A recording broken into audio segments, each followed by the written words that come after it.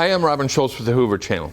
Don't forget to hit subscribe so you'll always know when we have a new video coming up.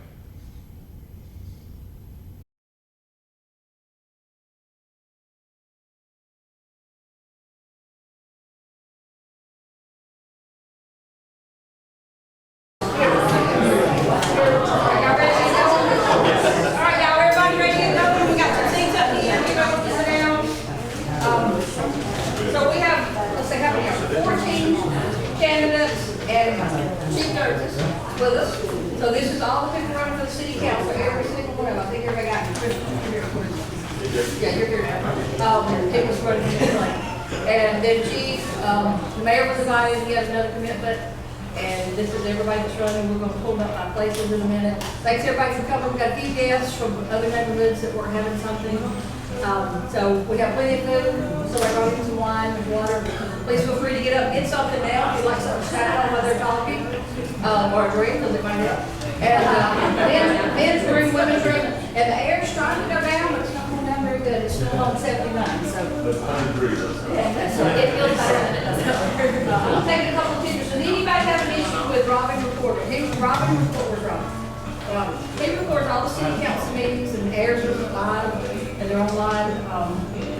He does that out of his Hoover channel. The Hoover channel, yeah. So everybody stop and take a picture here. Everybody look outside.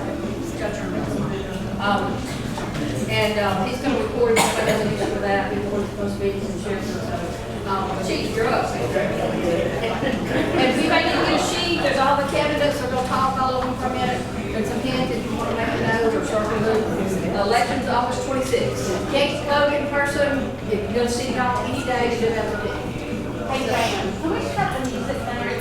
Yes, ma'am. Where is it? It's back here. Turn that Bluetooth off. Just turn it off. There's a slide problem. Yeah, you got it. I think you got it. You got it. Okay. All right. And this is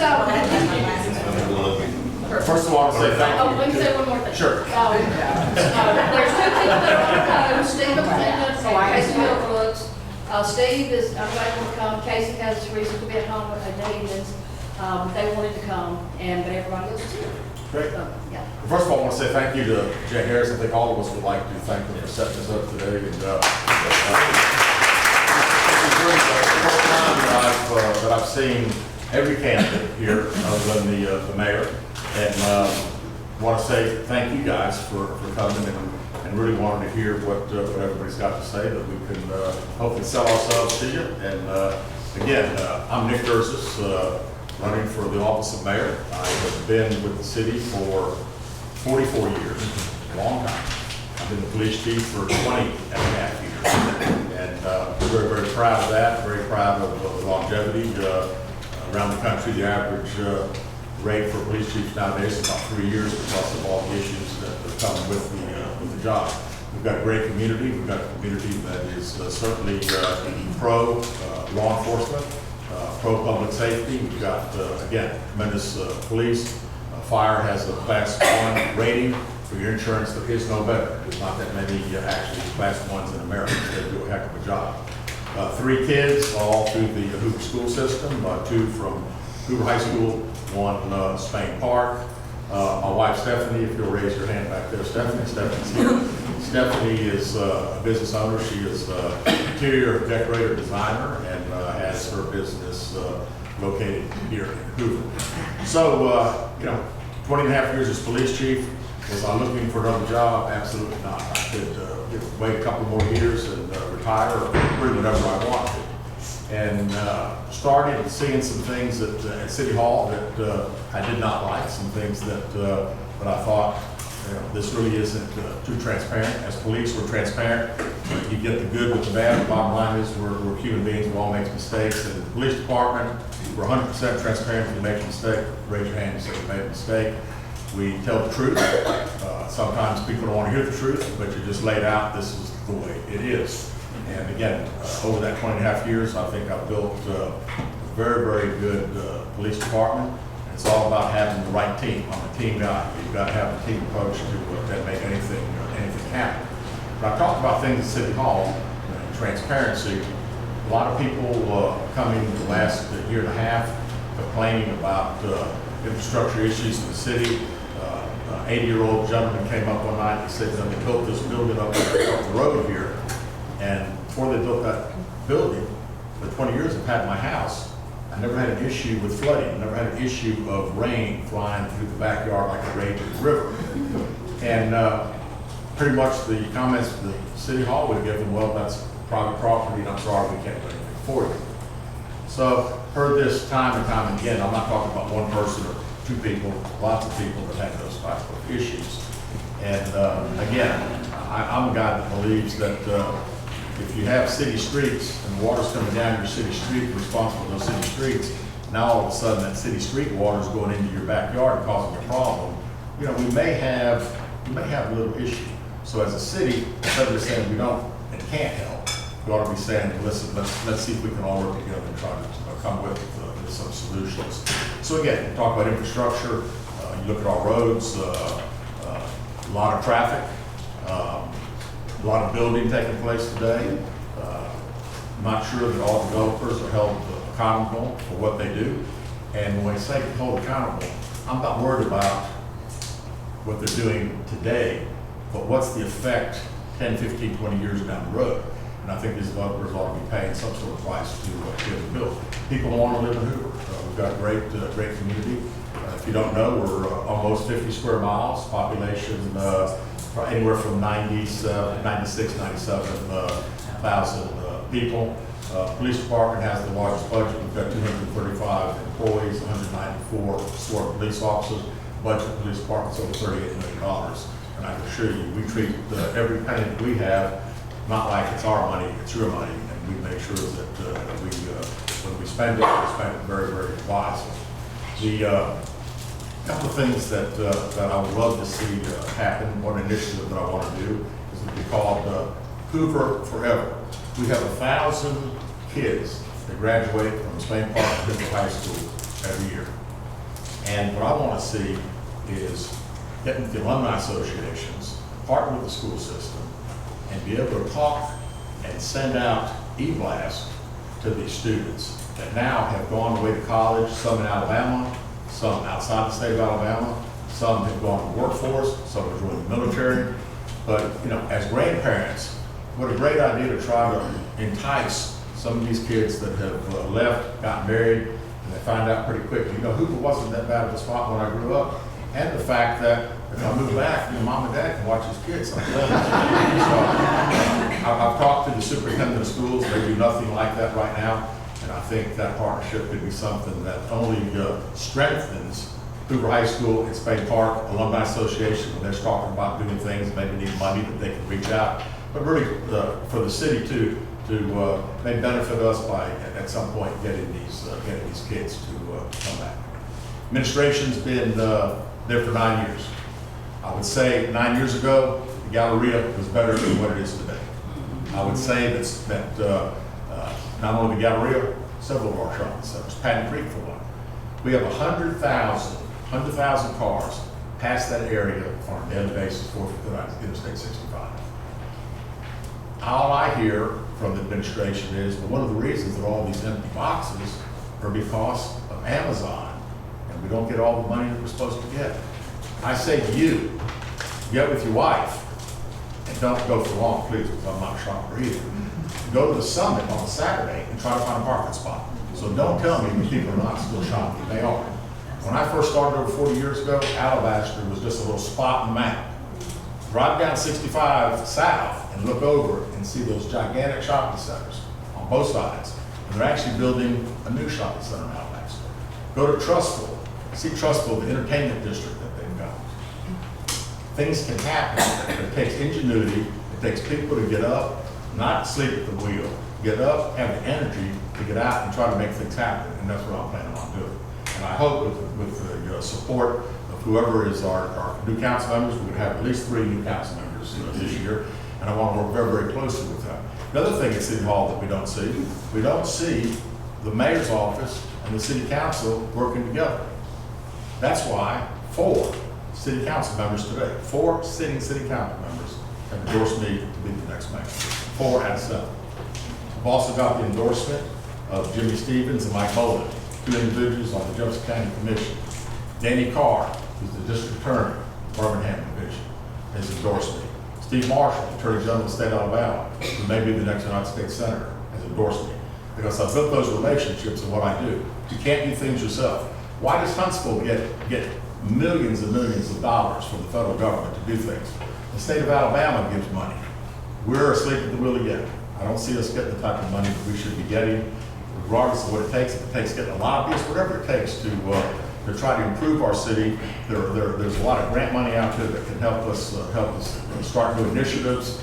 And again, I think that with the right people in place, we can certainly make that happen. The city's got a great staff of people, but staffs are staffs. You know, sometimes you've got to go outside. Sometimes you've got to get outside consultants to make things happen. Just because we're city staff, I've been a police chief for a long time, but I pride myself in having talent. Talent's number one. You got to have talent around you. If you have talent around you, I think you can make anything happen.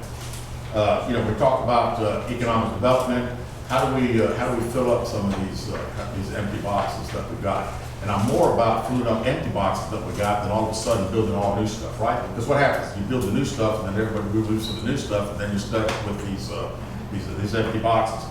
But I think we've got to consider different strategies. We've got the corporate cooperative districts that could work. Cooperative districts where it's like a 50-50 deal. You could actually go in the city of Hoover with Jefferson County or Shelby County and help upgrade some of these shopping centers. You've got the improvement districts, which maybe something Pat Creek could do, where people may pay a little bit more money when you go. May even have that potentially. You could actually raise a half-a-cent tax for that particular district, and all that money goes back into improving that particular district. So again, there's all sort of innovative things that could be done, but I'm not saying that that is exactly what we'll do, but it's a deal of this. Whatever we do, the public, we're going to ask you, what do you want? My wife does not like shopping in Hoover. She doesn't like Pat Creek. She doesn't really like going to the Galleria, but she loves going to the Summit, right? So why can't we attract some of those stores? Why can't we? You know, national retailers from the South, restaurants, Birmingham, Alabama, and I love Birmingham. We work closely with the police. 2023 and 24, they had 260 homicides. 2 years. We had one. I guess where all my friends go to eat, where they go? Downtown Birmingham. That's why. Because they got delicious restaurants. So safety's not a factor, right? I mean, we're going downtown. That's great. And but why can't we attract some of those great restaurants to come to our side? And again, I think it can happen. But again, you got to get people that want to motivate, people that go and talk to people to make things happen. You got to give incentives sometimes. I have no problem with that. Give incentives to new things. Don't give incentives to things that really. There are stores that want to come to Hoover. I'm not saying we give everybody incentive, but you've got to sit down and negotiate. We've got the Riverwalk over here. Y'all familiar with Riverwalk and River Chace now? We've got the CON, the Certificate of Need that we spent $1 million with an attorney to get the Certificate of Need. First time the state of Alabama has ever given a Certificate of Need to a city that did not have a health entity attached to it. Okay? First time in history. If you ask the CON today, board, they'll never do it again. Okay? We got the Certificate of Need November 4th last year. It expires November 3rd of this 3 months, 90 days. We still don't have a healthcare entity. The attorney kept telling the city, "We're going to knock the doors down and y'all get that CON. Everybody wants to build this outpatient surgical center."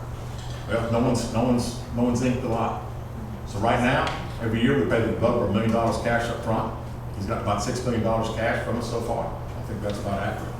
And we spend $30,000 a month for one floor of the building. One floor. We've got 3 or 4 people working in there. $30,000 a month. It's raining. So when I talk about planning, what are we doing? Why did we do the COA? Why didn't we have a healthcare do it? We wouldn't have had to spend $1 million. Might have spent $100,000. We wouldn't spend $1 million. There are a lot of issues like that. And again, this administration's done a great job on some things, but 9 years.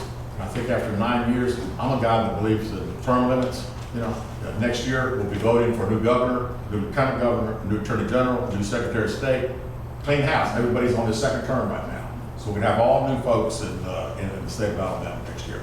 But I think after 9 years, I appreciate everything that's happened, but I'm gonna tell you one thing. I can do better, 100% do better than where we are today. If you're satisfied, when you drive around, you see what you see, if you're satisfied, I say vote for my opponent. If you want to see some ingenuity, see some action, see some things happen like we've done in the Hoover Police Department, which I'm very proud of, please vote for me.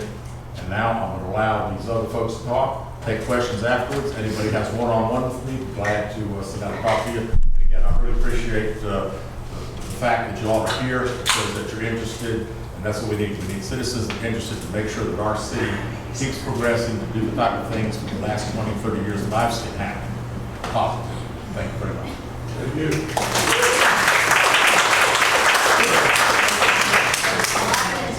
Place one, y'all want to stand up and introduce yourself, Robin? Both of you get up and introduce yourself. Y'all will step out when they hear you because everybody wants. Go ahead. Robin, you're first out the door. Oh, am I? Okay. I'm Robin Schultz. You want me to speak now or? Yeah, go ahead, what's the platform, what you running for? I'm Robin Schultz. I'm running for Hoover City Council Place 1.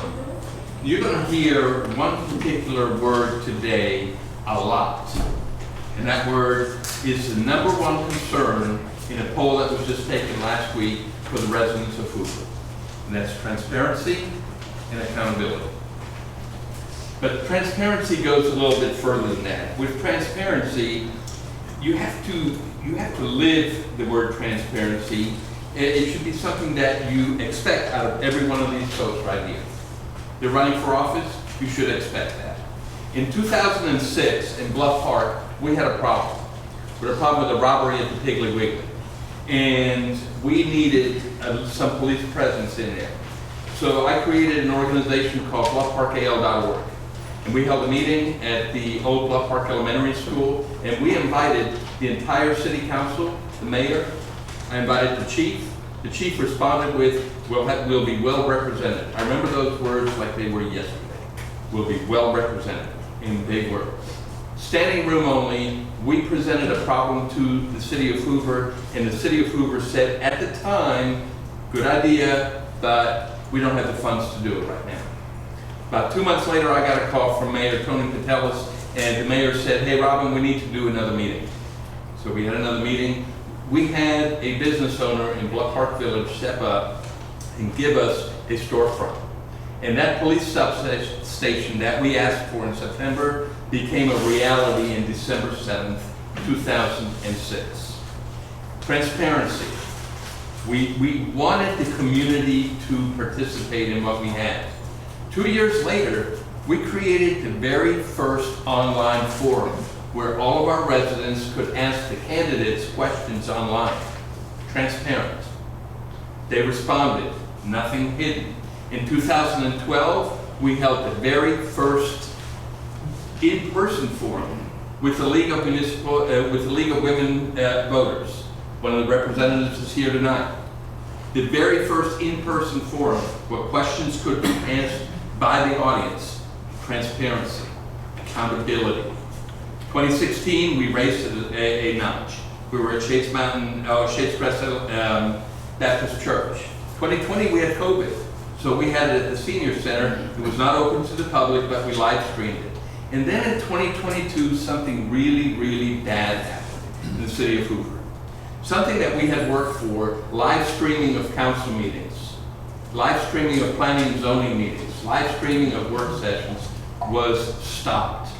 And every video that had been recorded from 2017 to 2022 was deleted, erased from their YouTube channel. Well, I'm in the IT business and nothing on the internet is ever gone. Okay. A couple of months later, I found every one of the deleted videos. I downloaded the videos, I created the Hoover channel. I uploaded them to the Hoover channel, and in November of 2022, we began to record the meetings so that the people could see what questions were being asked, what questions were not being asked. 2023, we began to live stream the meetings. In 2024, I offered the resolution that restored live streaming to the council meetings and work sessions. We're still working on planning and zoning. Erasure of public information is not acceptable. And that's what happened in 2022. What we're doing now is 3 council members have decided to not run for re-election. Place 1, place 2, and place 3. I'm in place 1. The current council member in place 1 is Kurt Posey. He has endorsed me and for that position. And I hope to get your vote because I plan to bring transparency. I haven't just talked about it. You can talk the talk, but I walk the walk when it comes to transparency. I hope to get your vote. Thank you very much. Thank you.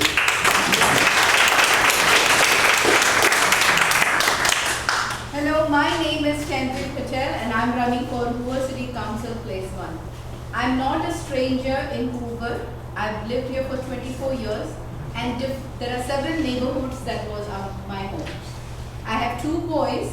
Both went into the Hoover school system, good education, became successful software engineers. And both of them left Hoover and went away to work for large companies like Amazon and Etsy. One of them came back and raising his family, which I'm very grateful for. The second one is not back yet. He's in New York. And I want him back. Don't you want your children back? Your grandchildren back? That's why I'm running. I'm running so I can attract our youth and keep our youth engaged. Because they are our future of tomorrow. And we all sitting here are going to ask ourselves this question tonight. What are we doing that we leave a better Hoover for our kids and grandkids? Because we worry of them even when we are gone. So, I want to tell you a little bit about myself. I am running actually for the city council, but my background, I'm a tech entrepreneur. I have built global businesses successfully, not one, many. I serve on the board of very prestigious, I have already served on the board for the Birmingham Venture Club, which brings investments and business and puts entrepreneurs together to fuel the economy. And I've done that in Birmingham. I've also served and led as a chairman Tech Birmingham, which is a technology council for our region. I've also been recognized as the top 100 entrepreneurs and 100 influential thinkers in the United States. And I'm from Hoover. My name is next to Mark Zuckerberg's name. If you go look it up at the Upstart Journal. So these are the qualities that I bring with my background. For my civic engagement, I have helped and co-founded Red Crescent Clinic of Alabama right here in Hoover, taking care of healthcare for people who need healthcare. Okay, those are some of the things. I currently serve on the board of the UAV School of Health Professionals, which program is the number 5 in the nation. So that's where my background is. Leadership in council, what kind of leaders are you looking for in the council? Somebody, there's a difference between managers and leaders. Managers go to every single meeting. Leaders send their managers to different meetings. They gather information, they collect information, they then make decisions. So you need somebody who makes decisions, who knows how to negotiate, who knows how to lead, and who knows how to think for the future, for the next many years to come. And that's what I bring to the table. Now, when I think about what is my platform, it's business that booms, it's education, learn today, earn tomorrow. Safety is very important, like we heard. Our youth is very important, like the chief said. So, what education, we all came here, why we are here? Because of our education. So education, when education thrives, business booms. When business booms, education thrives. These are not two separate. They are one journey to prosperity. Right? And we need schools. We are number 5, but we need schools. And that it is excellent that we are number 5. Don't get me wrong. But excellence is only a starting point. That is not the destination. In today's AI world, Life is changing so fast, we'll see it in front of our eyes. We'll be the only generation who sees that transformation so fast. We need our schools that teach not only coding but character. We need our schools who is going to teach them and who will build the spirit and skills. We need schools that are going to prepare our children not for today's job but the careers of the future, of the tomorrow. That's what we need to build. And when they build good schools, when the good schools come out, good children, good workers, what happens? They build good businesses. Today's businesses are 4,500 businesses with employing 50,000 people in a $2.5 billion economy. It's good, but we need to do better. We need to cut the red tape so business can thrive. Business and education, they are not separate. They are together. Schools create good workers. Good workers, what do they create? They create good businesses. And good businesses fuel school. You heard about the empty stores. What happens to all that tax money? It goes to the school, right? So this is all, it's all connected. All connected. Transparency, again, is a very important thing. When we lead companies, we have to be very transparent. Transparency is something that we live and breathe. There is no negotiation, there is no compromise on that. But the days are gone, guys. The days are gone where we are going to be going to City Hall, raising our hands and attending meetings. Our children are not going to do that. Our children want to be involved, talk to the government at their own terms from their couch, from their living room. They want to ask the question. They want to see things happening, don't have to put it in their calendar that they have to go to this meeting. They can be engaged, right, whenever they want, even over a cup of morning coffee on a Saturday morning, they can interact with the government. That's what we need to build. And for that to build, you need a vision and you need leadership and you know the people how they can execute on it. It is not easy.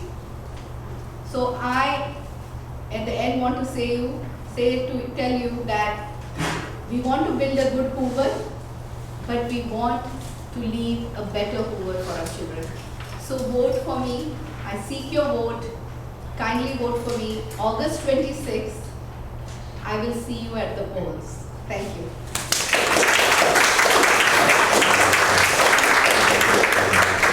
Next to you, we got 4 people. Let's try to keep it light, y'all, about 5 minutes for these introductions. Clint, you're up first, alphabetical. Clint. All right, guys, I'll try to keep this short and sweet in 5 minutes. My name is Clint Bircheat. I'm running for place 2. If you look at the 4 names, there's a reason I'm alphabetically first. It'll be the same on your ballot. So if you can't remember my last name because it's spelled weird, just know it's right there at the top, so work with me here. I want to say a little bit about me first. I normally only get 2 minutes, so I got a minute to at least tell you who I am. I grew up here in Birmingham, in Trussville actually. I grew up in the Northeast Corridor, went to Hugh Trussville High School, I'm a product of UAB, with lasers and all that. Birmingham is home. I've had the opportunity to work around the world. I've probably traveled to about 60 countries. I've had an opportunity to work in a lot of places in Europe, in New York, in Los Angeles, Atlanta, and I've turned them all down because this is home. One, I'm a product of a single mother. My mom still lives in Trussville, and that's important to me. I can go make a lot of money. I can make more money than I can count somewhere else. But the things that matter are faith, family, and our future. And I can stick here, and I can be one of those guys that left town and just went and chased whatever in another city. I could have done that. And I did work for a company out of McLean, Virginia, and I tried to live here and work there. It was hard, and I kept feeling the draw back here because Birmingham loses its best talent. And that bothered me. Moreover, my wife immigrated here from South Africa. Her father took a job eventually roundabout way via Harvard to UAB. He's one of the top researchers in the country. And I look at what we have here as a hardworking immigrant mom and a single mother son. And I think how blessed we are. Sorry. How blessed we are because I know none of this is from my own hard work. I just showed up and God showed out. That's the first thing. That's my personal testimony to that. Okay, I have no credits to myself, and then I just showed up every day, put in the work, and the Lord's paved the path for me that I'm extremely blessed for. My job is great, and that's wonderful, and I appreciate being involved civically as much as I can. But my wife, Eliza, and my 4 children are the only priority in my life that matters. And then after that, my mother and my mother-in-law. That's it. Those are the only things that truly matter in my world. You can take the rest away and leave that with me, and I will be completely content for the rest of my life. Okay? But let's talk about some things that actually matter in City Hall. I do think it matters that I am a father and have 4 children. They're 14, 11, 3, and 1. So we got a nice little spread there, and I'm a busy guy. Okay? My 14-year-old's going to Hoover High School. My 11-year-old's about to go through Bumpus. High school just finished there. I got 2 in preschool, so it's 3 boys and 1 girl. Life's busy. We're also foster parents because we believe that though we're busy, though we have a lot, God has called us to do much. And for that, I'm grateful that we've been able to foster a bunch of kids. And my oldest 2 were adopted. Kind of slowed us down in fostering because when you go from 0 to 4 in a few years, it really cranks things out for you. And I don't know if y'all know, but children are expensive. Did y'all know that? Did y'all know children are expensive? So I have to keep working. And what do? I spent 5 years of my life in the intelligence community, so I did have to leave Birmingham for a bit, but still called it home. I was just a migrant, if you will, working in that world. And then the federal government lost my credentials and decided that I could either take a desk job and be bored, or I could go find a real job. So I worked for a company called Booz Allen Hamilton, a large consulting firm, and then my background is in cybersecurity. I also work in operations and technology and how all of that works together because security touches all of it. Think cybersecurity is a problem in this world today? You think we have easy problems or hard problems? Hard? Yeah, they're hard. We solve hard problems every day in my world. And I try to hire the best people, not the smartest people, but have the greatest attitude and aptitude for success. Those people I want on my team because they're hungry and they want to change the world, starting in their sphere of influence first and then going on to greater things. I believe education has given most of the folks on my team that opportunity. We moved to Hoover, well, for a couple of reasons, but one of them is the schools. The schools are very important. The other is safety. Chief and his crew do an excellent job. But moreover, I know when I get older, so I'm a little bit young, I got a few gray hairs, but I got a few years left to work and living. When I get older, I hope and expect that our fire department will be just as good today as it will be in the future. So that when I have an emergency, they're there quickly, I can get to where I need to go and have my health concerns taken care of. Moreover, this is just a great place to live and shop and be in good communities like this one. To protect all that requires a few things. It requires money. You have to be able to generate revenue as a city. And people don't think about this, but the city is like a business. It's almost $200 million business with 700 some employees, is that right? So 700 some employees, that's a lot of folks working. So when you think about that much money, that much going on, the mayor is like the CEO of a pretty decent sized company. I don't know how long Urge been in the state of Alabama. It's probably the top 50 companies in the state. And it impacts all of us. The council has an easy job compared to the mayor, okay? Our job is to appoint school board members and fund our schools, to improve the mayor's operations and submissions and fund them and make sure that our cities run well. The problem is our tax base, if you go and take the numbers and discount inflation, if you look at, yes, the city's revenue is growing, but when you look at it, we're either flat or declining. And the problem is we have so much debt. Now some of this is debt that we've reinvested for projects, but a lot of it is just poor decisions. And the real problem with that debt is that we don't have a growing tax base. When the tax base stops growing and you end up with too much debt, which right now 10 cents of every dollar that we bring in is going to debt servicing. The federal government, we all know they're broke, 20 cents of every dollar goes to debt servicing for the federal debt. And we are marching fast towards that because there are tens of millions of dollars in buried costs and things that the city's not addressing. And that they try to bury because they don't have transparency, they don't want you to know about it. So how do you raise that? How do you fix that? You can raise taxes. That's a stupid idea. We already have enough taxes around here. You're taxed on your car, you're taxed on your house, you're taxed on your groceries, you're taxed on everything you have. We don't need more taxes. It's not about more money. It's about managing that money and continuing to grow the tax base. So, what time am I at? You're up. I'm over. I was hoping to share my vision for the mall and Patton Creek for y'all. I'm a tech guy. I think we should call. Come on up. some of our equity partners and fill those out. But check out Hoover News Information and Hoover Vote. I'm gonna post a video here this week that talks about my vision for those areas. Everybody's got a plan, and politicians love to talk. But I'd like to share a plan with you that no one else has got. Sorry about that. I'll All right. We'll set my timer down, y'all. Good job, Clint. Good job. Go ahead, Copeland. All right. Hello, everybody. My name is Copeland Johnson, and I'm currently campaigning for Hoover City Council Place 2. I want to give you a few things about myself before I get into what my platform is on, but I've been in Hoover for 15 years. I went to Hoover City Schools. I'm a graduate of Spain Park. And honestly, I just absolutely love Hoover.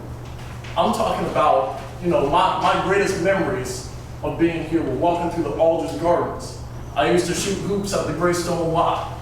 I used to go to celebrate Hoover Day and eat the world's largest apple pie. So honestly, I really have no negatives with the city of Hoover as I remember it from my childhood. But beyond that, you know, during my time at Spain Park, I did a lot of preliminary experience mock government-wise. And that's kind of what's fueled my foundation into wanting to take office. I spent time doing youth government, like writing legislation at the state and national level. And that's where I found my foundation and wanting to do public service.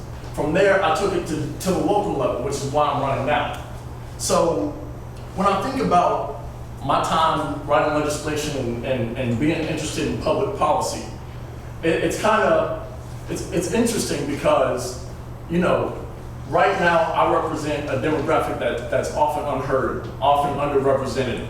And the way that it applies to you guys is I'm looking to make way for the next generation. Now I understand I'm speaking to a different demographic that doesn't apply to my own, but it does matter, and it matters for the future of Hoover.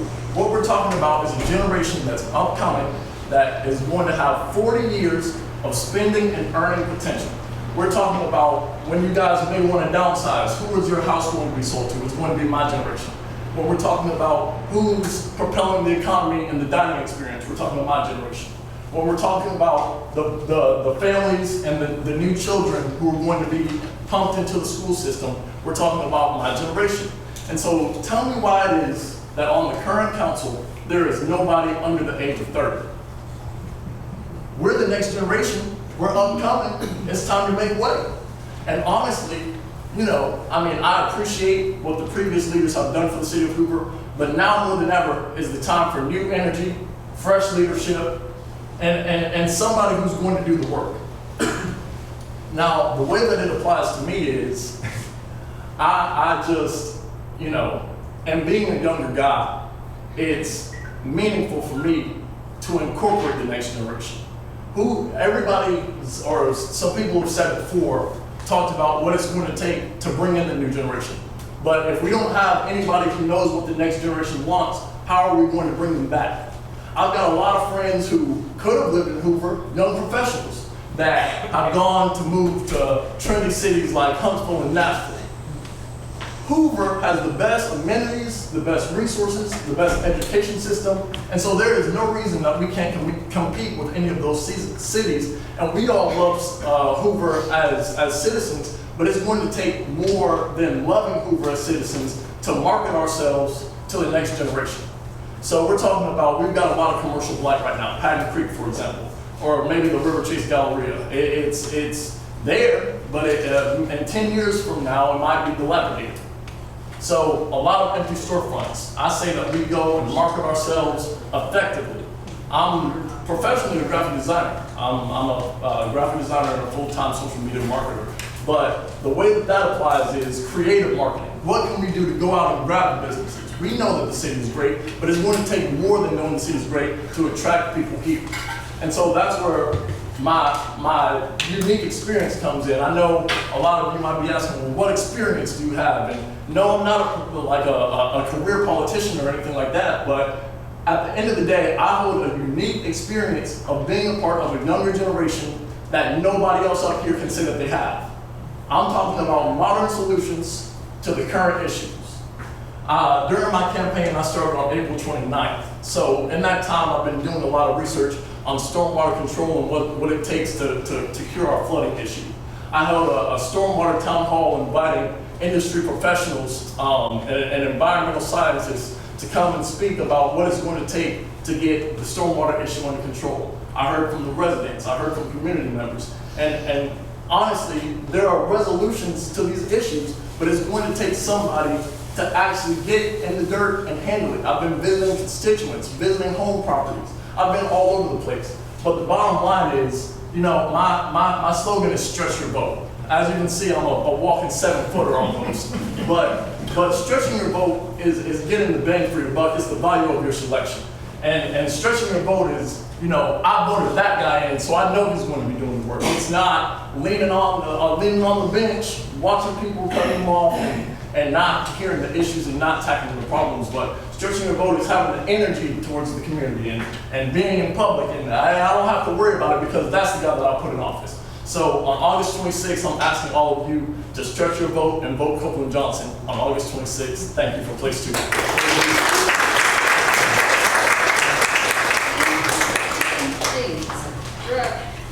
Copeland, you good?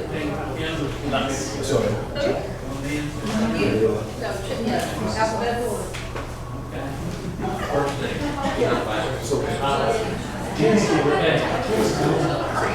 Hello, I'm Dean Smith. I'm running place 2, spot that I've occupied before. Chief Derzis introduced his wife, so I'm going to introduce my wife, Pam, in the back. She and I have been married this December will be 47 years.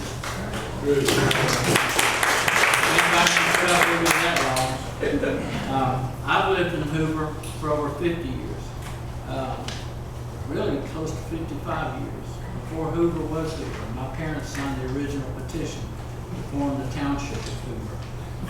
Together we've got 3 children and 6 grandchildren. I work for the city. I work for the fire department. I retired as a captain and licensed paramedic. I own a business here in Hoover. I opened it in September of 2009 and have operated ever since. I believe it to be a destination place. Some people like it, some people don't. Silver tackle, not the third one. Some people enjoy the target shoot practice. Some people like to call it therapy. That's aggravation. I left in 1993 because my family needed me to come and help run the family business. I was 3rd generation. My grandfather opened our first office in the late 1950s, and I was 3rd generation to come along. I was the first of the 3rd generation to come along. I know what it's like to sign not just the back of a check, but the front side of a check. I know what goes along with operating a business, the obligations to the community and to your employees and to the government. You know, the taxes that you have to pay. Sometimes they can get pretty tall themselves. My service to the city somewhat began when I was 14 years old. Myself and 3 other young men built the original Avenue of Flags in Hoover along, there used to be a grass median back in the 70s. And we built the original Avenue flags that went from the old Holiday Inn, if any of y'all were around back in those days, if you remember it, all the way down to Ad Chapel Road. And that was Crider Feet, and that was our Eagle project. And we all became Eagles. After that, I became an Explorer Scout with the fire department. And that led to my career with the fire department. I had many opportunities in the fire service, opportunities that I would never give up. I was eventually asked to serve on the Planning and Zoning Commission, where I served 4 years for an expired term. And after that, I sat back for a while, and then I ran for council in 2004. And in before I was elected, and in place 2, the spot that is open right now. As y'all know, Sam Sweeney is not running in that spot. My last term, the last 4 years, this previous term, I was selected by my colleagues as the council president. That is something that I will always appreciate. And I think that if you ask those colleagues that served with me, I was very fair. I was always very open. I was transparent. We didn't have an opportunity with cameras back in the beginning of those days, and then Dr. Middleton started bringing, what kind of camera was that there? A little iPad that they set up in the back of the room. It was very granular and you could hardly hear, but it was a start. And that led to where the council chambers, now we've got a $300,000 audio system in there and television system in there that can be used to stream these opportunities and store them. Once I go back on the council, I'm not going to need any on-the-job training. I'm going to be able to hit the ground day one, know what I'm going to be doing. The mayor is not going to need any, he's going to need help from the new council, especially if Chief Derzis is elected. He's going to need some experienced people. There's going to be a lot of new faces. There is a possibility, along with the 2 incumbents that have been reelected by not having opposition, there's the possibility of 5 additional new faces on the city council. I would like to be one face going back to be able to help, not just the mayor, especially should it be Nick, because he's going to need somebody with experience to help in the very beginning. And I think some of these other council members will need a little bit of assistance, if nothing else, about the history of the city. I know what promises have been made over the decades. And too many of those promises haven't been kept. I've made it a priority to listen to citizens this year. I've always returned phone calls, and when emails started to exist, I responded to those, mail, whatever. Hey, do you need to wind up now? Okay, very good. Citizens deserve answers at council meetings. They don't need to be stared at. I guess what I want to finish up is saying I'm the only one in place 2 that can bring the most benefit to the city, to the mayor, and to the colleagues I would serve with. No one else in this race can do the things that I can do to assist everyone involved, especially the city. Chief Nick Derzis.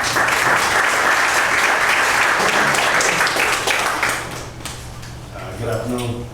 My name is Kenneth Cox, and I'm running for Hoover City Council Place 2. It's certainly nice to see so many familiar faces.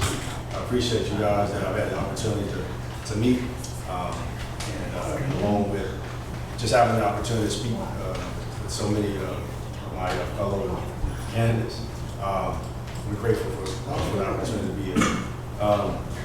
Surely won't be here before you long. I know in church when they say that, it's like 30 minutes later, and very cool. So I can guarantee I'll be done in about three minutes or so. But Hoover is more than just where I live. It's home. It's where my wife of 22 years, Dr. Alicia Ellis Cox, and I are raising our 3 wonderful children. We have a soon, like it's a freshman in college. She'll be attending LSU in the fall. We have a freshman at Hoover High School, and we also have a 6th grader at Bumpus Middle School. So it's a busy time with incredible kids. It's where we worship, it's where we serve, it's where we're interested. We've invested our hearts and also our future. I've spent my adult life committed to education, leadership, and also public service. I've had the honor of serving our community as an educator, a coach, and also a mentor for over 15 years at Birmingham Southern College, where I most recently served as Associate Athletic Director and Head Cross Country Track and Field Coach. In 2024, I was also inducted into the Sports Hall of Fame, which I humbly accepted and grateful for. I've also led 7 teams to the national championship, as well as 50 All-Americans and 12 consecutive NCAA indoor and outdoor national championships. Beyond athletics, my focus has always been on developing leaders. I'm investing in our community. I completed the NCAA Dr. Whitcomb's Leadership Institute. I received, got my executive MBA from Faulkner University, and I also received an honorary doctorate as well from Trinity International University of Ambassador. I'm a proud graduate of Leadership Hoover and a recipient of the Harvey E. Beach Young Alumni Award from the University of North Carolina in Chapel Hill. I'm currently serve as the chair of Leadership Hoover. I'm secretary of the Hoover Downtown Redevelopment Authority and on the board of directors for the Hoover Parks and Recreation Foundation. I'm also the resource development chair for the Boys and Girls Club of Central Alabama and a membership chair for the 100 Black Men of America, the Birmingham chapter. As a deacon at the Worship Center Christian Church and a member of Phi Beta Sigma fraternity, I strive to lead with faith, discipline, and service. I'm running for Hoover City Council because I believe in this city. I believe that strong communities are built by people who are willing to listen, to serve, and also to lead with integrity. My vision is simple but urgent. We must protect and strengthen our public schools, support and uplift our first responders, and make smart, forward-thinking investments in infrastructure that keep Hoover growing the right way. I'm not a politician. I'm a husband. I'm a father. I'm a servant leader committed to real results. Thank you for being here tonight, and I hope to earn your trust and your vote on August 26th. God bless.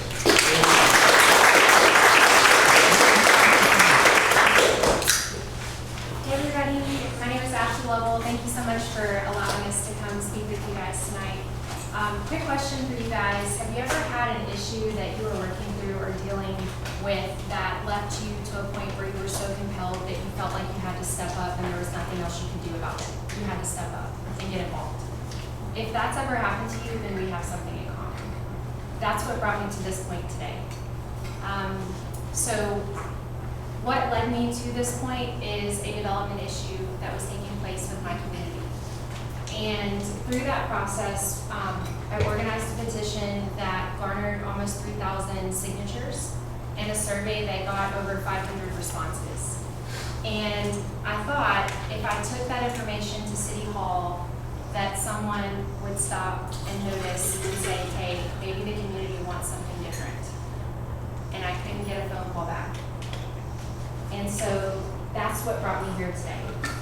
I am a problem solver, not a politician. So I want to give you a little bit of background about me, and then I'm going to tell you what's important to me if you were to select me as a representative for Hoover City Council. So I moved to Hoover in 1999, and I went to Rocky Ridge Elementary School, Berry Middle School, and Spain Park High School, so go Jags. And then I went on to play golf at Birmingham Southern, majored in biology, minored in business. So something that Coach Cox and I have in common was that athletics at Birmingham Southern, I was also inducted into Birmingham Southern Hall of Fame for athletics. So kind of cool there, connection.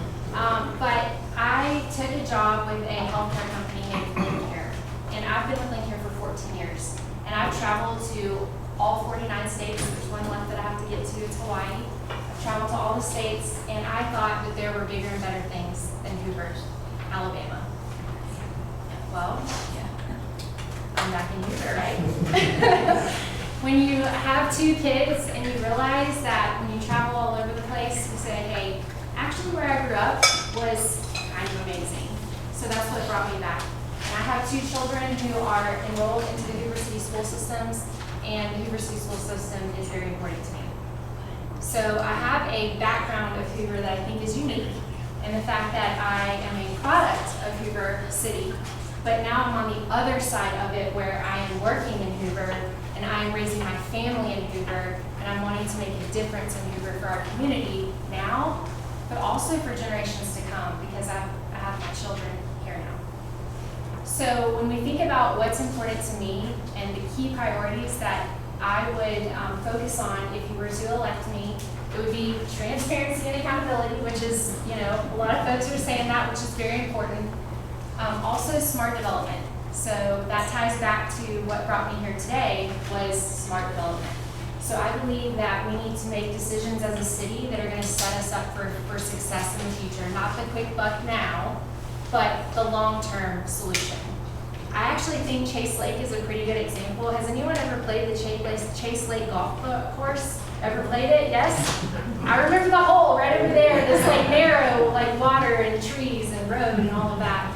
But obviously the golf course was not doing great, so they said, let's build some houses. And I think that's a pretty good use of some land that, maybe it's time to change it into something to redevelop what we have. And so Galleria, Patton Creek, all of those things. And then last, schools and safety. At the heart of Hoover, you might think that, okay, schools and safety, that's at the bottom of her list, her 3 top priorities. No, it's the foundation. At the heart of Hoover is family. And our schools are what propel the family, propel our children for generations to come, but also the safety. People want to be able to go shopping without having to worry about having an issue. I want to be able to run in the neighborhood and take my kids around to certain things. And under your leadership, we have that. So we've got to keep that going. So I hope that I can earn your vote on August 26th, Tuesday. I love Hoover, and I am proud to be here today to possibly represent you at Hoover City Council. And if you have any questions for me, please let me know. I have brochures and cookies in the back, so thank you.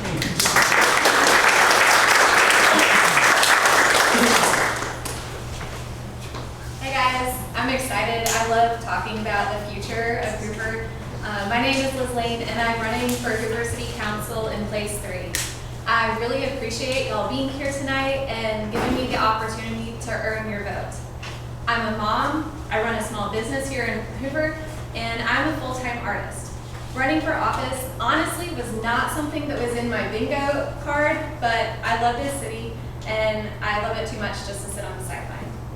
I'm running because I want to advocate for families, for the environment, and for the arts. My platform looks a little bit different than everyone's here, and that's intentional. And as my friend Tanveer Patel said recently, we need different voices with different skill sets in leadership.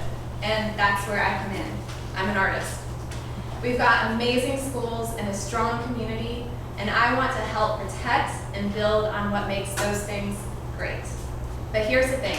Hoover is a wonderful city for some people, but it could be so much more for everyone. Right now, the city is holding on to $17 million of your taxpayer money that's set aside for an art center. I'd love to see that money actually be used to give us all more access to the arts, which I believe are a key part of a healthy, thriving community. The arts aren't just fun, although they are fun. They've been shown to reduce crime, improve mental health, help students in school, and even raise property values. If we invested in the arts the same way that we do in sports, even just a fraction of what we invest in sports, think about what Hoover could be. A lot of folks here are talking about empty buildings, vacant office spaces, and struggling retail areas. It's a very real issue. So what do? We can take cues from cities like Huntsville, Nashville, Greenville, Charleston. I was just in Nashville for an art show, and you know what really stood out was their public art everywhere. It makes a difference. It brings people in. It creates experiences that make people want to stick around. They want to shop, they want to eat and explore. That kind of atmosphere helps small businesses thrive, and brings energy back into the city. It will also increase our sales and use tax, which we can use to fund things like education. If we want small businesses to stand out and stand a chance against big box stores and online giants, we've got to offer something different in this city. Something experiential. Hoover can be one of those places. I opened my first shop when I was 27 years old in downtown Homewood, and I know with the right setup, small businesses can absolutely succeed. I also care a great deal about the environment, not just in here, but everywhere, because let's be honest, water and air do not care about city limits. I try to live by the slogan, think locally, act locally. But here in Hoover, we've got a lot of work to do. We're considered one of the worst cities in the state when it comes to water management. We say we love the Cahaba River, but we're not doing enough to protect it. Even the state has called us out on it. This matters for more than just the river. It matters for our health, our homes, and our quality of life. Flooding is becoming a more common issue all over the country, and if we don't start taking this seriously, we're going to feel it right here at home. I've been talking with environmental groups and learning about what other cities are doing. I believe we can use a mix of traditional infrastructure like detention ponds and great solutions like native plant gardens to not only manage flood risk, but also make our city more beautiful and thriving. It's all connected: the arts, the environment, small business, and community. We can have nice things in Hoover. We just need leaders that are willing to listen, plan, and act. My name is Liz Lane. I'm running for place 3. I'm an artist, a mom, and a neighbor who cares. I want to bring some creativity and heart to the city government. I want to serve and be a real advocate for the people who live here. Thanks again for being here and for giving me a few minutes to share my vision. I hope to earn your vote.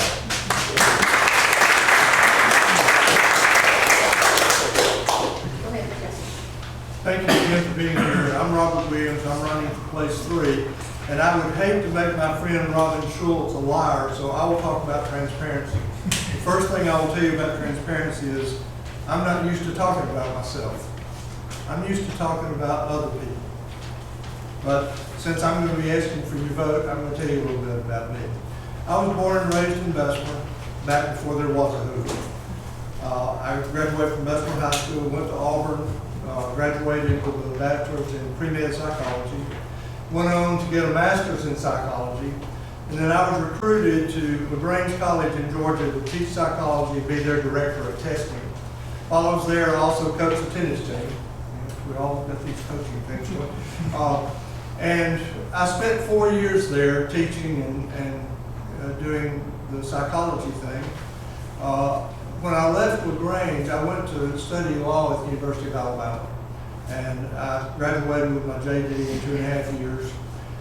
Came back to Bessemer, where I grew up, to take care of my grandmother. My grandmother raised me and she got sick, and so I commuted from Bessemer to Tuscaloosa to the law school so that I could take care of her. My first semester, almost my first year of law school, I spent most of my time studying in the waiting room at the ICU at Brookwood Hospital.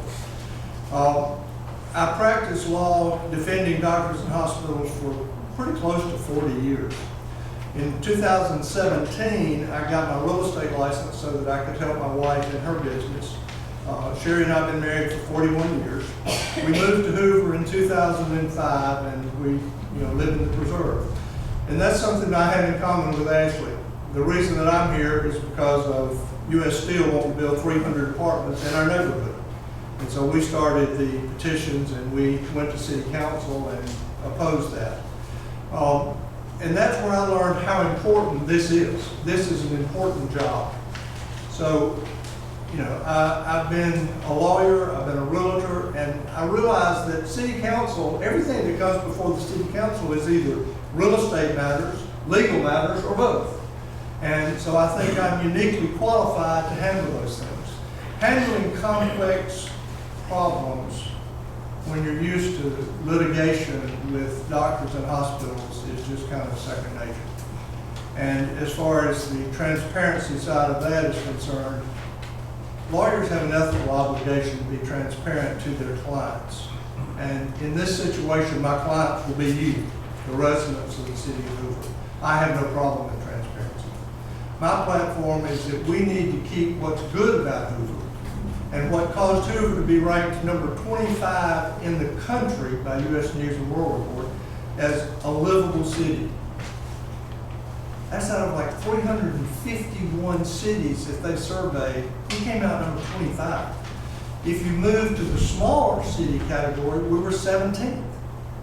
We've got a great educational system. We've got a very good safety record, thank you, Chief.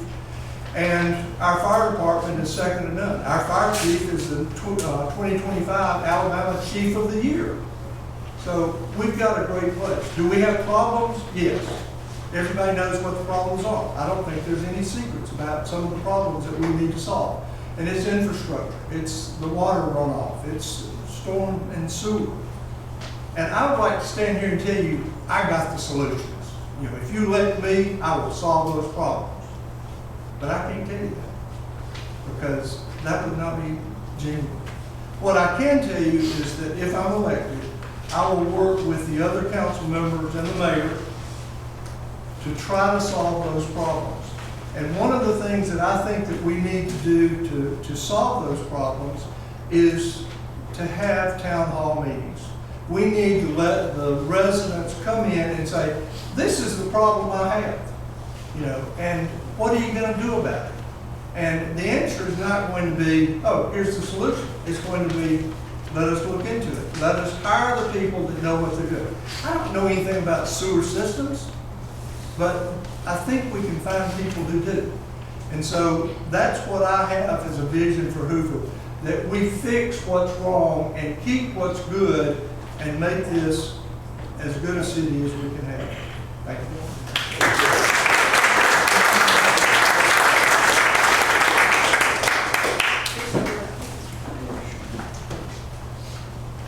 Good evening. Thank you all for being here and spending your evening. The good news is that I'm here to talk about place 4, and there's only place 5 to talk about after that. So just hang in here with us. We're almost done. We've got 2 other people for place 4. So I'm Khristi Driver. I currently serve in place 4. I was appointed into that role in 2022, at the end of 22, when Mike Shaw got elected to state legislature. The city council itself voted unanimously to put me in his spot and let me serve out the rest of his term, which has given me an amazing opportunity to really learn the job from the ground up. I am a mother. I have 2 children. They are 20 and 15. I am a lawyer. I was the first in my family to have the opportunity to go to college. I'm a country girl from Blount County, Alabama. Grew up there and know a lot about having hard work ethic and having grit and resilience and the things, the values that I learned from my family that I bring with me through everything that I do. I am a business executive, so I work at Southern Nuclear, which is part of the Southern Company family of companies. Alabama Power is one of our sister companies. You're familiar, I'm sure. I'm sorry about the heat. I wish I could do more like that.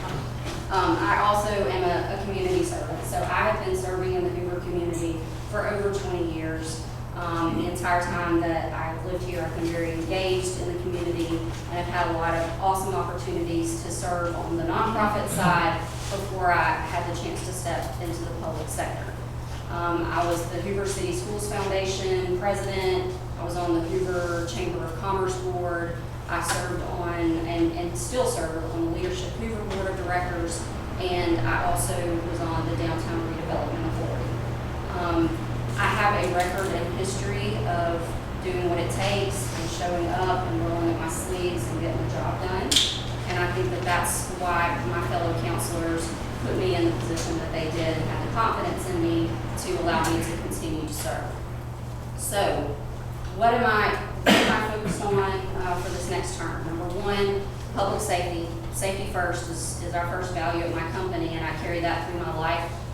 There's nothing more important than our police and our fire and our excellent 911 communications center that makes all of that work the way that it does.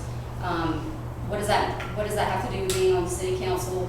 Well, we have to fund it, right? We have to make sure that we maintain strong funding so that we can keep our city the safe place that it is, because without public safety, you can forget about the rest of it. Our quality of life would quickly go downhill. Second, you've heard a lot tonight about infrastructure. What I've observed, based on my experience from being a business leader, is that what we're missing in that infrastructure space is a strategic plan. So what I think is really important, and this is not something I can do by myself, this is something that it takes an entire team of councilors and a mayor working together to create a strategic plan for what the future of our city should look like and how we should invest in our infrastructure. Talking about things like roads, the stormwater issues, sewer. These are very important, very expensive problems that have to be planned ahead for, and you have to have not only a plan, but you have to go and execute that plan. So that's a strength that I bring to the table that I can help us focus on strategic planning. Third, I would say, economic vibrancy is important to me as a citizen of this community. What does that have to do with being on the city council? Do I get to go and tell developers what to do or not to do with their property? In some cases I do, because I also serve on the Planning and Zoning Commission, so I do get a vote on some of the things that they have to come and ask us for, but I don't get to tell them, hey, you must build this here, you can't build that there for the most part. But what I can do as a city councilor, working together collaboratively as a team with the rest of the city council, is I can incentivize. So what we've done traditionally is incentivize everything kind of the same. And what I think is important in this next term is for us to begin to focus our incentive dollars on redevelopment of spaces that need to be redeveloped, rather than just focusing on new development and incentivizing that. New development is going to happen anyway, and there's a shortage of space for that to happen in, but the redevelopment opportunities are ripe, and we've heard all about those here tonight. And then finally, our quality of life. So when my family and I moved to Hoover over 20 years ago, it was because of the schools and the way that we live life in our communities and our neighborhoods and the kind of values that people have here. I want to maintain that, and in my role on the city council and particularly on planning and zoning, I've had the opportunity to stand up on some items that didn't fit with the quality of life that the community was looking for. I was one of the no votes on the Tattersall project that Ashley mentioned earlier. I voted no on a warehouse that was making some requests for a gas station out in Inverness area, and I've had the opportunity to approve a lot of great projects. So all that being said, I bring a lot of experience to this role. I really want to continue to serve, and I hope that you will put your trust in me on August 26th.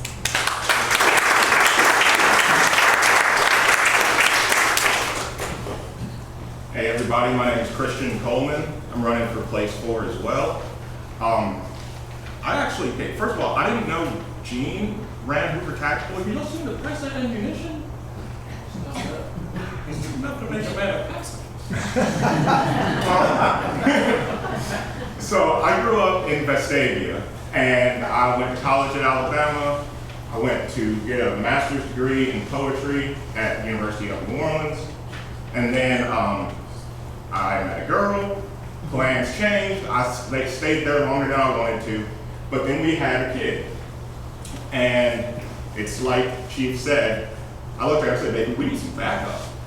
Like, we need to go back, to one of our parents. And she said, back to Vestavia? And I was like, actually, no. I think we should go to Hoover. Hoover is growing. Hoover is vibrant. Hoover is, frankly, it felt more welcoming when I was growing up in Vestavia. And so I came back and I joined the Air Force. And my wife is a public school teacher at Centerpoint. I taught public school. I taught in New Orleans, then I taught at Lawson State, and I'm in the military. So like every job I've ever had has paid terribly. But what I have is a servant's heart, right? I have a commitment to service, right? You don't become a public school teacher to get rich. You don't join the military to get rich. right? And so I bring my ideas of service to the city council race. I want to bring it to the city council. And my ideas of service have actually been evolving because, like, I joined the military and, okay, I can give my daughters my GI Bill and they can go to college for free. Great. But then I got deployed. And I had to, me and my wife had to sit down and explain to my then 5-year-old and then 2-year-old, Dad's going away for a while. And he's going to miss all of kindergarten.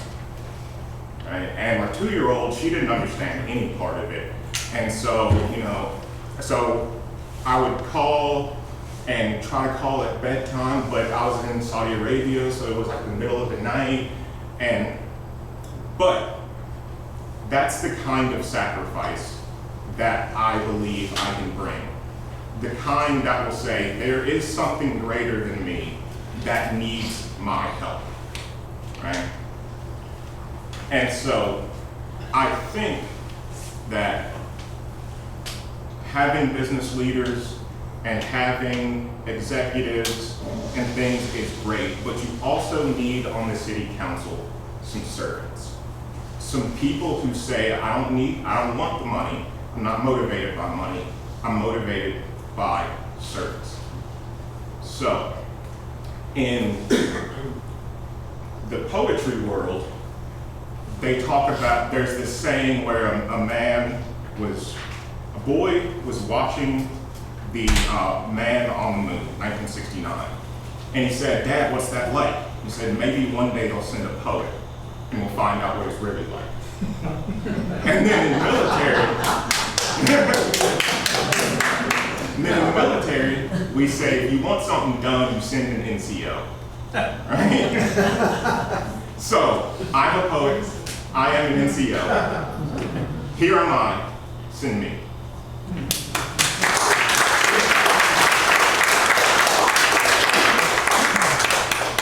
I'm Donna Mazur. I'm also running for place 4. I moved here from New York in 1981, moved into Hoover in 1985. I've been in the same house for 40 years. Both of my sons went through the Hoover school system, starting elementary right through Hoover High. I was a small store owner in Hoover. I was on the council in 2000. Now you may say, why does she want to go on the council? Why does she want to go back? Because I hate what's happening to, hate's a strong word. I dislike what's happening to Hoover. People are ignored. When you come up to the city council and you ask a question, no one, including the mayor, ever answers you. They look at you like, who is this person? Another problem that I have is the total abuse of taxpayers' money.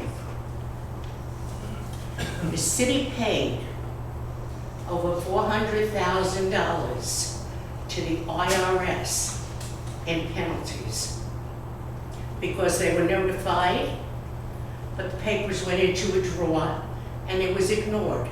People, that's your money. We have a building in Riverwalk that is completely empty. We are paying $17 million over 10 years. I don't know if any of you knew that, but that's your money, and you should know. Those are deals that are made behind closed doors that we as residents do not know about. I believe when I was on the council, we probably had one of the most transparent councils ever. We also gave 7% of our revenue to the school system, which was stopped. The next council in 2004 stopped that, and Hoover City Schools has never gotten another penny. That's not right. We have a wonderful school system that unfortunately is not as good as it was a few years ago. I want to bring that back to the council. I want the residents to feel the council works for them. The residents do not work for the city council. We have a lot of problems, and I believe with the right council sitting there, we will be able to fix some of these, not all of them. Stormwater is top of the list.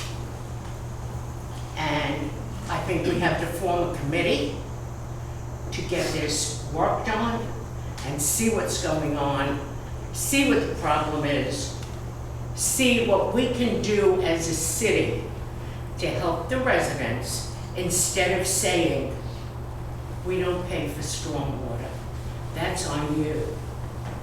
And those are the words that have been said at city council meetings. No one questions anything. City council meeting starts at 6 o'clock and it's over by 6:45. And why? Because nothing is discussed. When residents came before, when I was on the council, and I believe that the chief can verify this, we had a department head at every one of our council meetings. And if someone asked us a question and we couldn't answer it, we would ask the department head to come up and answer their question. No one ever left the city council meeting not feeling like they were part of the city. That's what I would like to bring back to the city of Hoover.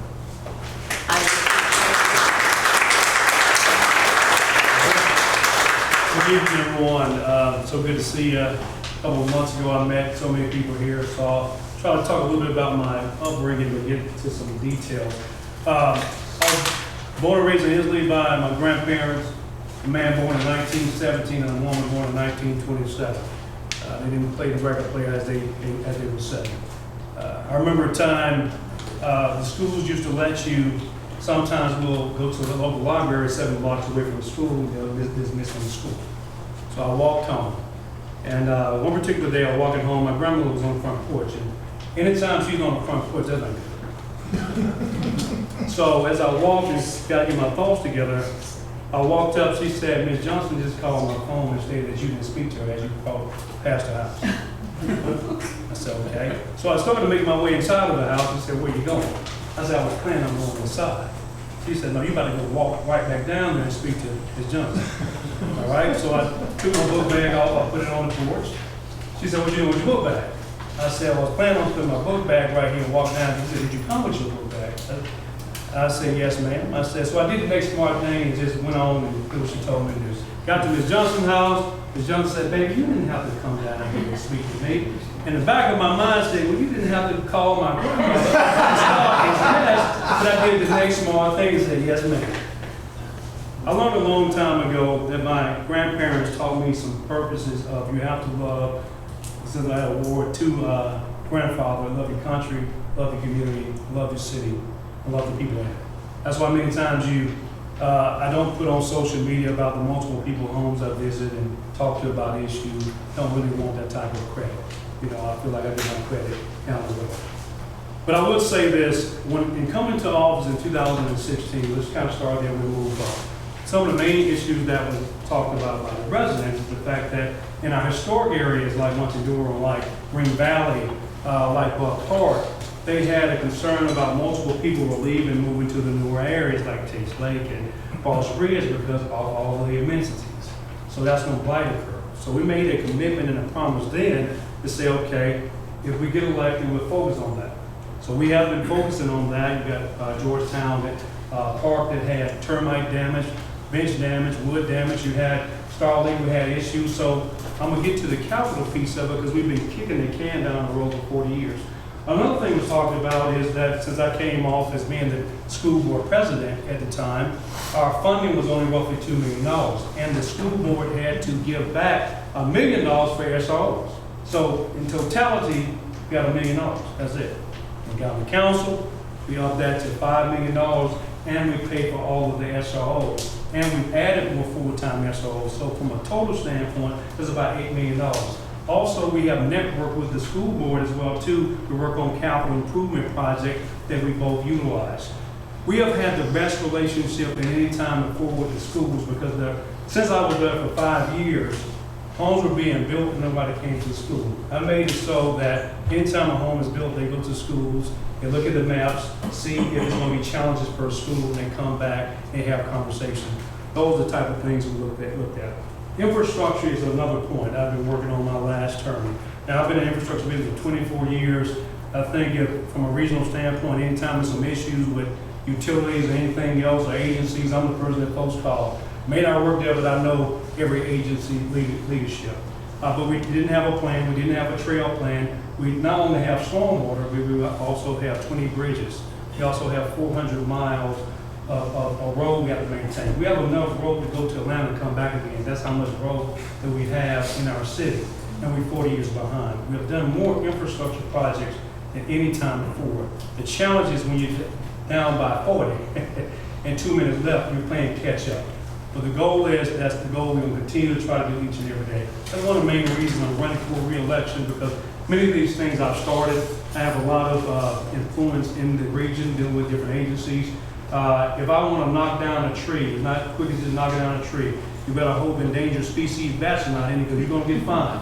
So you have to deal with fish and wildlife and all these different agencies. Exit 9, the last thing I'll say, Exit 9 between 150 and South Chace Road, I've been talking about for 20 years.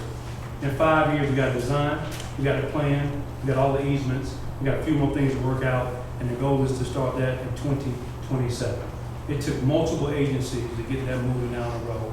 Now what I bring to the table, my level of understanding and my commitment to the city of Hoover, and I hope I've shown that through my service on school board, zoning board, and everything else. So thank you so much.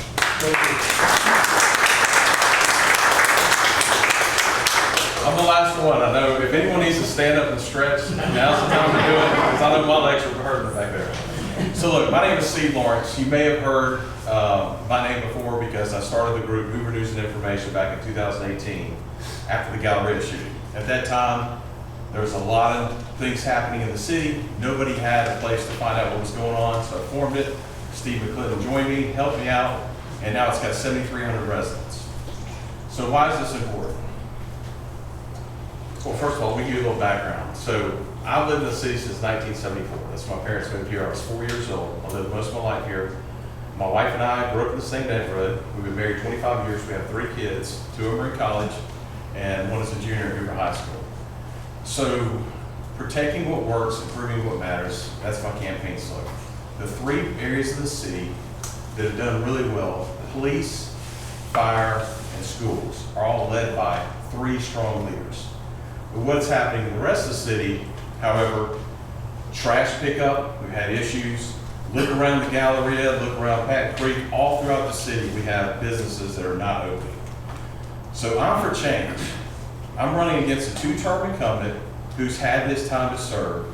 And the biggest thing that I've learned, I started this message, I was going to talk about Riverwalk, but something more important has happened to me since I've actually got involved and started meeting with folks.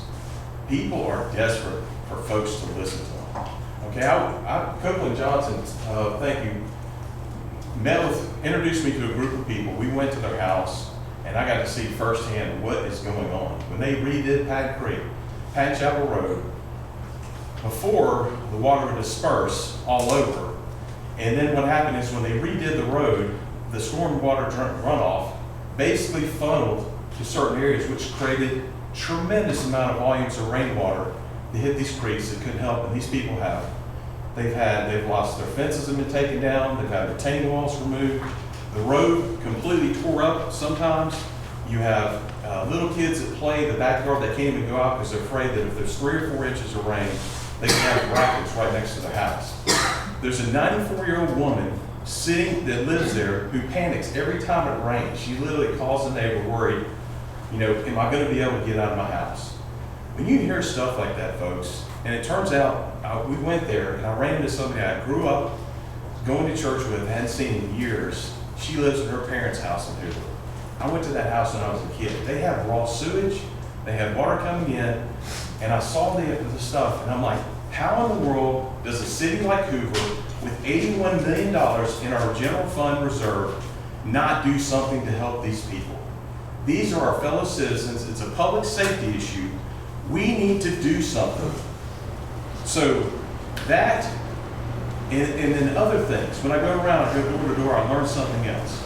I was in a neighborhood, I went in, and a Vietnam veteran answered the door, said, my wife's got a stroke. I can't really go vote. I got to take care of her.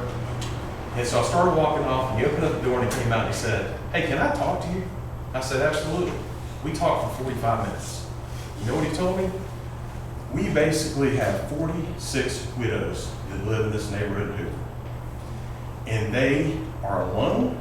They don't know what's going on. They had nothing to do on the weekends. And he's telling me all these things. I'm like, we need to go to the senior center. You got this. And he goes, the senior center is closed on the weekends. How many people knew that? I didn't know that. Why is it the senior center that's so important that the seniors in Hoover closed on the weekend and closed at 5 o'clock? I mean, they would love to have somebody come in the neighborhood, pick up some of these widows so they could all go play bingo or do something for a facility we already have built. And so just talking to folks and learning, that's why I feel like we need change in our city. We need people who are going to listen. We need people who are going to do stuff. That's what I want to do. Thank you for your time. Please vote for Steve Lawrence, place 5.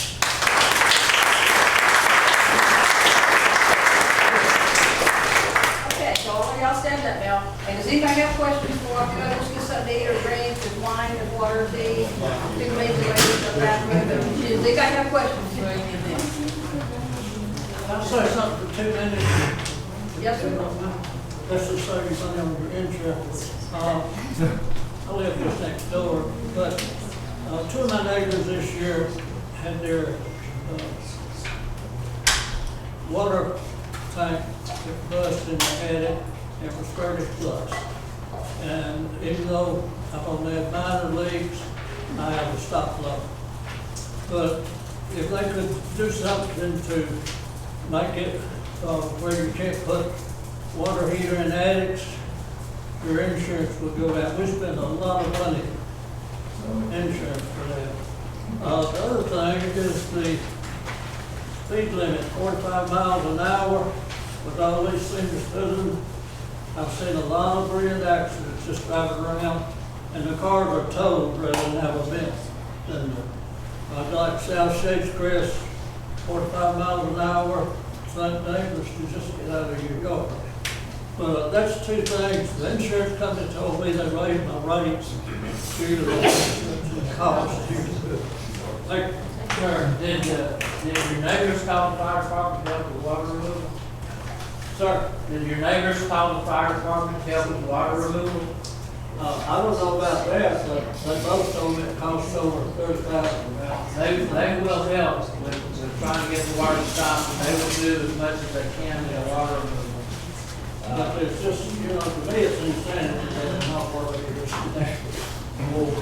Well, I just want to say briefly, that goes into fresh leadership. There's a lot of old codes, outdated things that just shouldn't be anymore, and that's why we need somebody to go in and look at what the codes are and what's outdated and no longer feasible or we just can't have things like that. It's a safety issue. And so to the extent that we have old codes that haven't been updated, it takes somebody to effectively go in and fix those things. Thank you for that. Thank you for sharing. I have a question.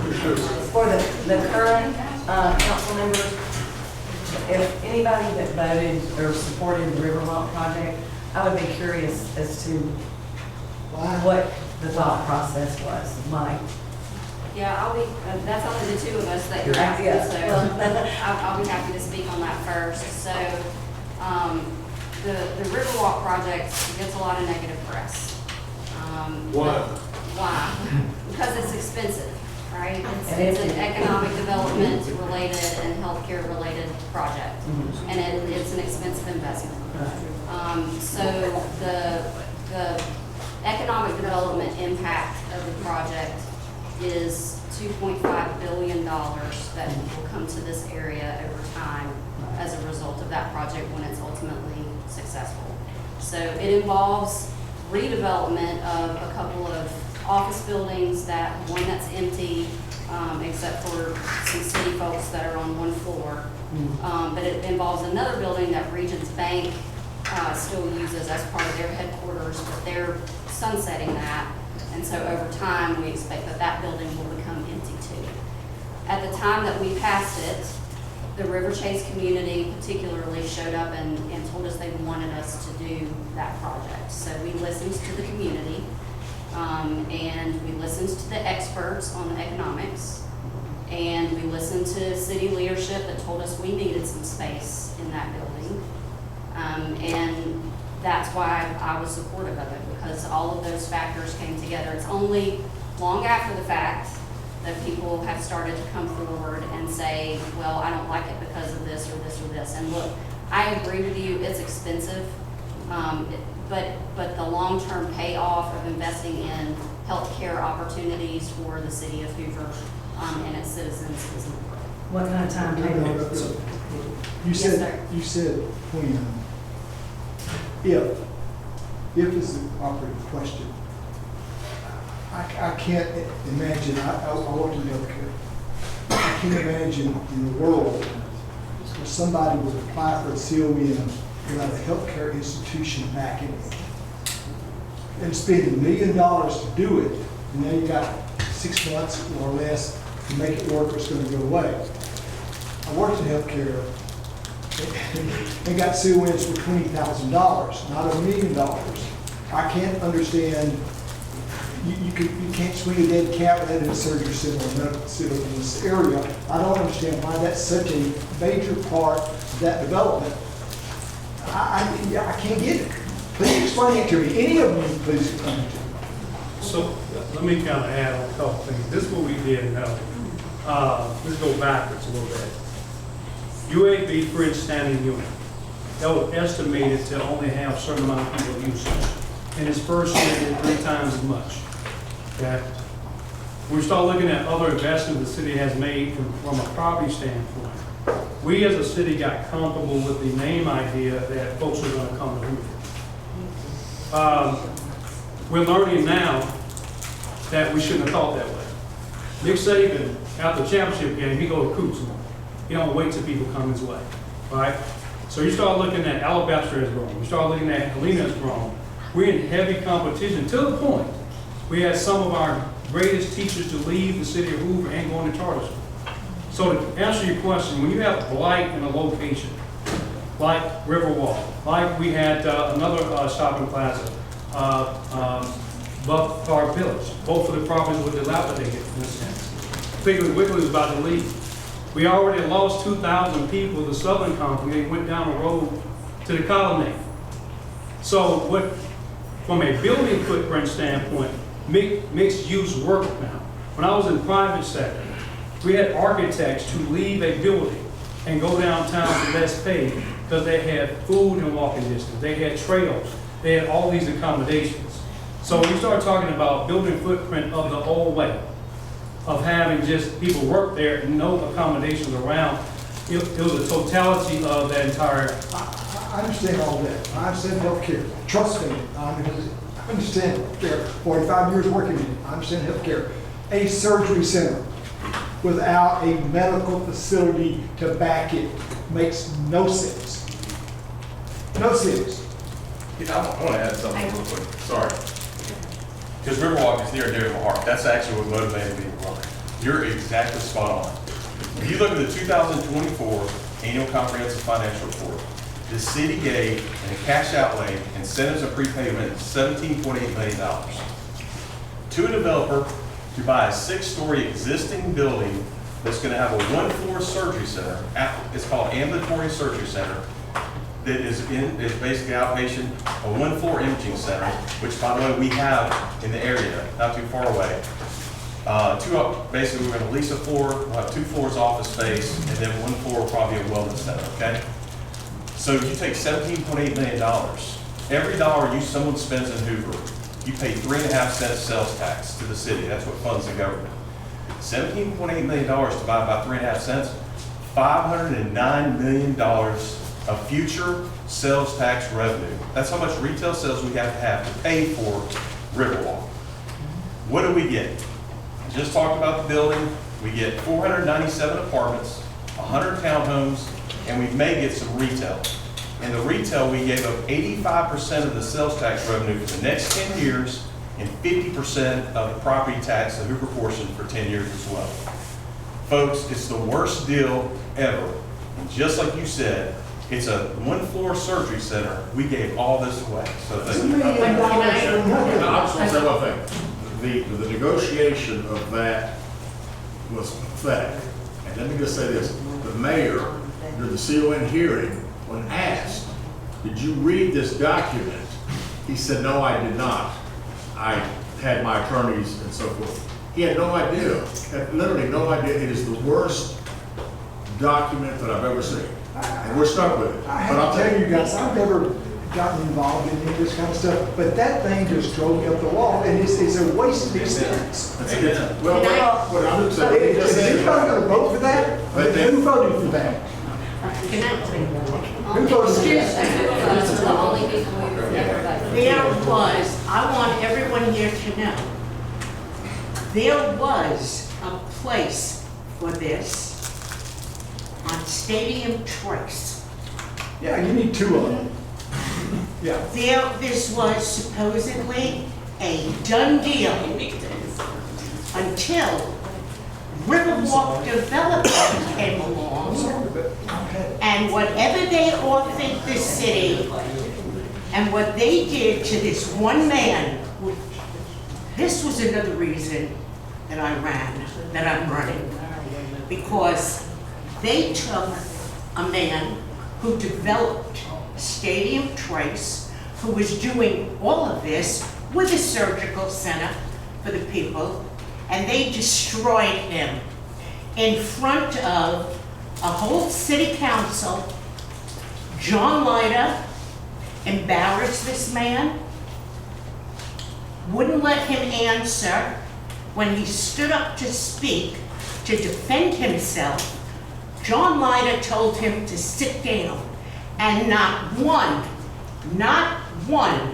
Hoover City Council member stood up for this man and said, let him speak. And so that deal, because of what they did at Riverwalk, they took it away from this man. The fact that there's already an opportunity for a surgery center somewhere else just makes it worse. Who voted for Riverwalk? Everyone on the council. Okay.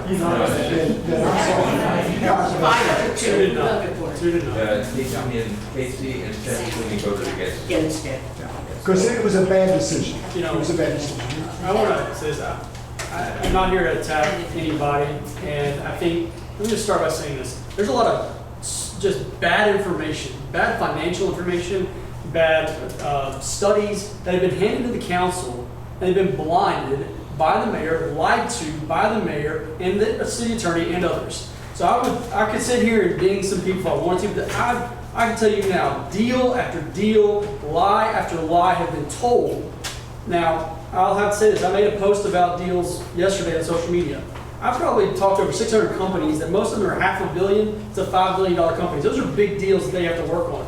I talk about security operations, but we have to cover, I'm working with the CFO, the CEO, their boards, their investors from private equity, venture capitalists, all of these folks, try to help them grow their business and scale. So deal after deal, when you see these things, it doesn't take much to see that the $2.5 billion that the Simon Group or Simon Group, whatever, put together was in their favor. It did not account for new revenues and new opportunities. It was a false set of statements that were handed to the council. Now, of course, they took it and voted for it and voted yes. It was a bad deal from the beginning. I'm going to tell you, I love Derrick Murphy, and I think he's a smart man. But Steve and I have talked for over 2 years about this bad deal, not about any one, but how bad of a business deal it was. Steve has some of the most incredible business acumen in the city, and I'd like to think I could shadow some of that as well. And when two businessmen look at this and go, where's the sense in it? It's either a bunch of trash and lies that were fed, and that's what I believe, or people didn't understand what they were handed. And I think it's a mix of both. So I'm not here to slam the 5 who voted for it, but it was a bad deal from the start. And anyone with good business acumen would have seen some very uncommon things, especially when, tell me, correct me if I'm wrong, did not the developer not do the study and hand it and say, please vote for this? I'm sorry, if somebody hands you something that's it's not a good deal from the start. I was educated in the Alabama public school system. I went to Auburn. I'm not that smart. Okay? I freely admit it. But I'm smart enough to know that $1 million deal was a dumb damn deal. And I don't know how he disguised it or how you guys disguised it. You don't need a surgery center without a medical facility. I mean, it's just common sense. But, you know, in defense of some of the council members, because I sat through all these meetings, you know, you're as good as the information you get, and I'm not sure they got all the proper information. I get that. I understand that. But there's a part of your job that you dig behind. Yeah, I understand. You dig behind the information, because that's what we expect of you guys. I don't have anything against any of you. If you voted for it, I'm good with that. I understand but you're expected to do more than that. If you're going to run for mayor, I'm probably going to vote for you, by the way. But if you do, I expect you to do better than the guy that was before. I expect somebody who's going to earn, I don't know, you get paid a pittance for this, but if you're going to be paid a pittance, you need to work behind the pittance to make sure you're doing the right job. If somebody feeds you information, you just accept it and say, okay, I'm good with it. You know, no, that's not good. Well, I can assure you, I'll never sign a deal that I have to take. Here's what happened. And I'll shut up now. Here's what happened. I just want to make sure I understand that we have until November to get, before you lose the seal, Yeah, correct? they're going to lose $1 Okay, million. well, what happens if we don't You're get going to lose that? $1 million. They can get it extended if the operator is not named by November 3rd, then they would go to the board and ask for it to be extended. But do you really want an operator? There's surgery centers all over. No system is going to do that without doctors to perform the surgery. And they got surgery centers all over the city. Why spend that money? Figure something else out. Build restaurants. You know, that just don't make sense. Some of those downtown restaurants, I won't be I've been there. up there for 45 years. I'm telling you, you don't need a surgery center over there. One thing You really I don't. would say is if the surgical center doesn't come along, the city's still obligated for the $17 million. I'm telling you, so you go to build one and you still going to spend $17 million and nobody's going to cut. I'm sorry, you don't. You got to look at the history. In 2018, the mayor wanted a hospital. We are the 6th largest city in the state of Alabama without a hospital. Right. He wanted a hospital. He wanted to move UAB West to Hoover and take away from the UAB West community. He wanted to bring it to Hoover. It didn't work. Then he began to speak about a surgical center in the Stadium Place Village 2 Park. And then the Riverwalk opportunity came up. They were handed on November 23rd, 2023, the council was handed a 595-page document to vote on that night. What? But I'm sorry, if I'm sitting there, I'm going to go home and read that 595 pages. I'm not going to vote. But they don't pay a hand if they're. I'm sorry, that's bad as Congress. I'm sorry. It is a bad deal. We're stuck with it as what's been. Yeah, I don't think you can get out of it. I just think it's bad, and I don't know how confident people could get there. It's bad. I wanted to mention everything. I'm so glad to join y'all. I'm Stephanie McClendon, stage fright, and I'm sorry, he is out of town and he is going to absolutely kill me. So, Robin, don't be recording this anything. It's recorded. But I just wanted to say that, you know, I'm enjoying getting to meet people on there as well. And, you know, a lot of, I see and hear a lot of what goes on, and I know what these council councilors do behind the scenes and the time that CC spends is just tremendous. I echo the comments about inclusion and communication and leadership, and so just urge everybody to really look at the role, the mayor's the CEO.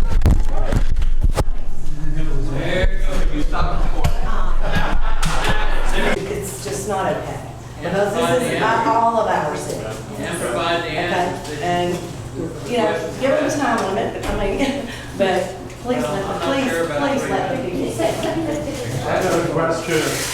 Being a commercial realtor and resident of Hoover for the last 40 years, a lot of candidates talk about the empty spaces around in Hoover. As a candidate, what are you going to do to help bring new businesses into Hoover, more revenue? Whereas a lot of these big malls are owned by a large corporation nationwide, which get big textiles, you know, just keeping the spaces empty rather than leasing it on an affordable lease rate. I'll answer that. Please. So this is my best part is because I love the business side of it. Look, there are two ways to do it. One is obviously you're going to attract companies or businesses over here. The other way is fueling the local economy. I do believe that the surplus money that we have, some small part of it needs to go towards grants to startups. When you Excuse want me, to somebody's build, blocked in it. Somebody's blocking, a white car is blocking them. when you put 100 startups, small companies, entrepreneurs, you bring in $5 million of new money. So that's creating wealth. That's $5 million new money in taxes. Okay. Now what happens is that you, in the mall, in the area, some things like that, you want to build a good ecosystem where people live, work, play. People like Copeland's age. Young people cannot afford houses today. They cannot, even with dual income. So when you build something like that, they live there, they play there, they work there, and then what happens? There will be coffee shops there will be service centers that are there, barber, salons, and everything like that. That place, which is dead now, can be thriving. Alright? And so that we have to think innovatively, and we have to do those things to revitalize those areas. When you do that, the bigger brand companies, they will want to come there. So you want to do something where people want to come. And how you do that is create that environment. I agree with what you're saying too. We've got to use innovative tools. You can't sit back and wait for everyone to come to us. Yeah. We got to do things to, it's a great city. And again, when I talk about 100,000 cars coming past the Galleria every day, it is insane that thing is empty. Doesn't make any sense. It's about creative marketing. I was on the city council when we did that. It was a thriving shopping area. Yes, now, being a commercial developer, the majority of the stores that left at Khristi are now down Stadium Trace at Mountain Square, up at the new shopping center on Stadium Trace. They didn't go out of business. What did the developers offer them to make them leave Hatton Creek and go to the new areas? Very competitive rents. That will definitely bring in the price. Understanding that property owners are raising the rent. And people encourage. I mean, people diversify. That's why we can have a whole lot of food. People coming from I wanted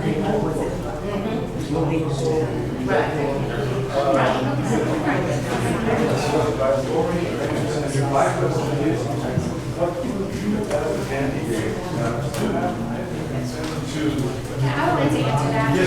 Because at the top, it starts with relationships, and you have to build a relationship in order to get deals done. What kind of relationship have you had with Hoover? You don't need to answer that, but let's give you an example. Hatton Creek is in the process of being sold. Do we have a seat at the table in those discussions? No, because we don't have a relationship with any of that.